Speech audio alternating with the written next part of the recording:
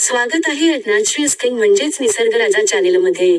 आज आपण सह्याद्रीच्या कुशीत 7 डोंगर शिखरांनी वेढलेल्या आणि निसर्गाच्या सान्निध्यात विसावलेल्या एका पवित्र शक्तिपीठाकडे पाहणार आहोत, सप्तशृंगी देवी.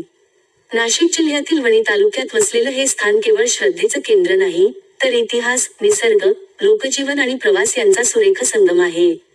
सुमारे 4000 फूट उंचीवर असलेला सप्तशृंगी गड दूरवर पसरलेल्या दऱ्या, सलग डोंगररांगा आणि मोकळ्या आकाशामुळे अधिकच भव्य भासतो. इथे उभं राहिलं की निसर्गाचा विस्तार डोळ्यांसमोर उलगडत जातो आणि परिसराची शांत, स्थिर लय जाणवते.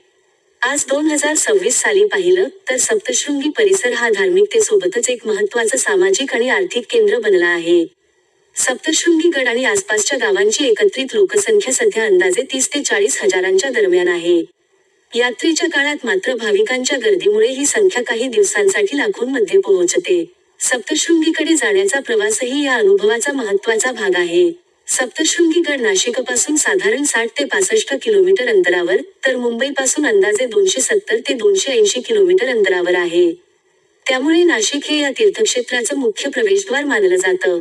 नाशिकहून वणी मार्गे एस.टी. महामंडळाची बससेवा उपलब्ध आहे आणि कागदोपत्री पाहिलं तर गडाकडे जाण्याची सोय दर्शवली जाते.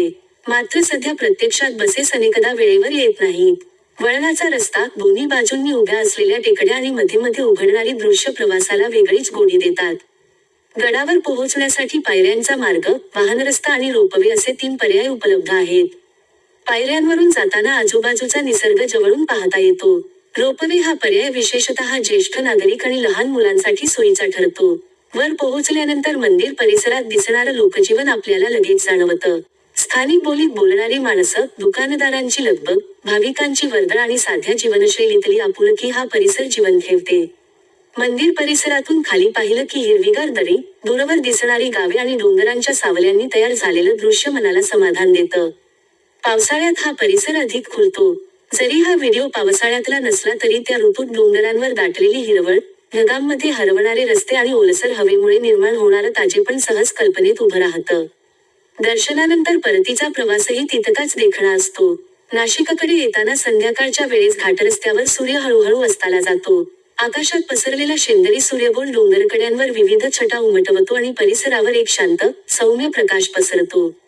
हा क्षण अनेक प्रवाशांसाठी आठवणीत साठवून ठेवण्यासारखा असतो. सप्तशृंगी देवीचं स्थान हे निसर्गाशी जुळवून घेतलेल्या मानवनिर्मित सोयी यांचा सुंदर समतोल दाखवतं.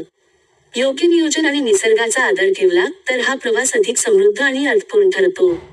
हा व्हिडिओ आवडला असेल तर निसर्गराजा चॅनेलला सबस्क्राईब करायला